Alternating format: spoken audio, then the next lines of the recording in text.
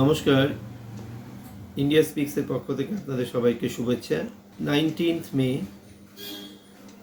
2026 two 2026 আজ একটি বিশেষ গুরুত্বপূর্ণ দিন।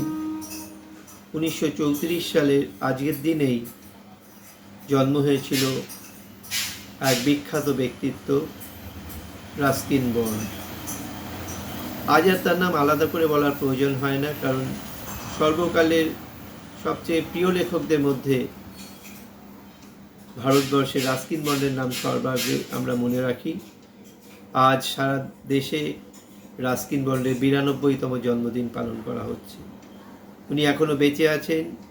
দেরাদুনে তার নিজের বাড়িতে তার এক অ্যাডপ্টেড ফ্যামিলি, ওনার সাথে উনি জন্মদিন কাটাচ্ছেন। কিন্তু আপামর ভারতবাসী তাকে শুভেচ্ছা বার্তা জানাচ্ছেন যে তার যেন আরও দীর্ঘজীবী হন এবং উনি যেন অক্লান্তভাবে যেভাবে গত 7 দশক ধরে লিখে চলেছেন সেভাবে যেন লিখে চলেন। তবে রাস্কিন বন্ডের ছোটোবেলাটা কিন্তু মোটেই সুখকর ছিল না। মাত্র 4 বছর বয়সে তার বাবা মায়ের বিবাহ বিচ্ছেদ হয়ে গেছিল। তারপর থেকেই উনি তার ঠাকুমার কাছে থাকতে শুরু করেন।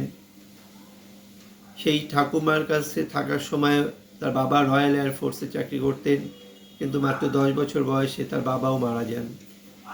এই রকম অবস্থায় তার একটা শৈশব, একটা অস্থিরতা, একটা অনিশ্চয়তার মধ্যে দিয়ে কেটেছিল। অবশ্য ছোটোবেলায় তাকে পড়াশোনার জন্য ইংল্যান্ডে পাঠানো হয় এবং উনি লন্ডনে বিশাল কটন কলেজ স্কুল থেকে উনি তার পড়াশুনো কমপ্লিট করেন। কিন্তু ইংল্যান্ডে তার মন বসেনি। তিনি আবার ভারতে ফিরে আসেন এবং মাত্র 17 বছর বয়সেই তার প্রথম উপন্যাস the room on the roof প্রকাশিত হয় এবং এই উপন্যাসের জন্য সারা পৃথিবীতেই তার খ্যাতি ছড়িয়ে পড়ে এবং এরপর থেকে তুমি লেখায় একেবারেই ঠিক আছে কোনো রকম বিরাম বা বিঘ্ন ঘটেনি।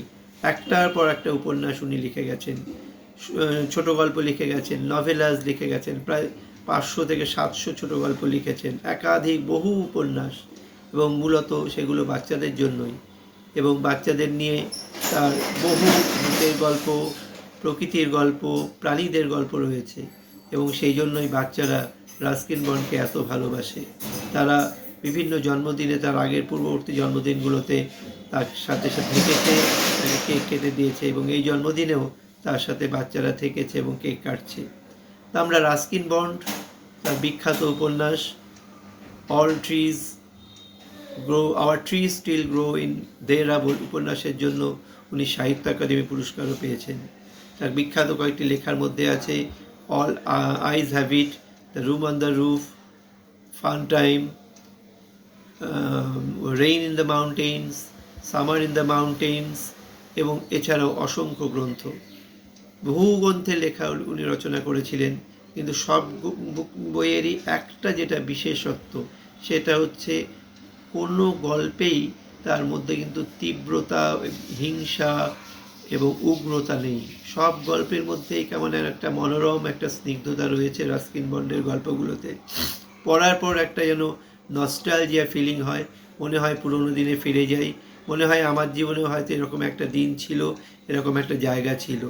রাস্কিন বন্ডের প্রত্যেকটা গল্পে এই নস্টালজিয়ার পরিমাণ কিন্তু খুব বেশি।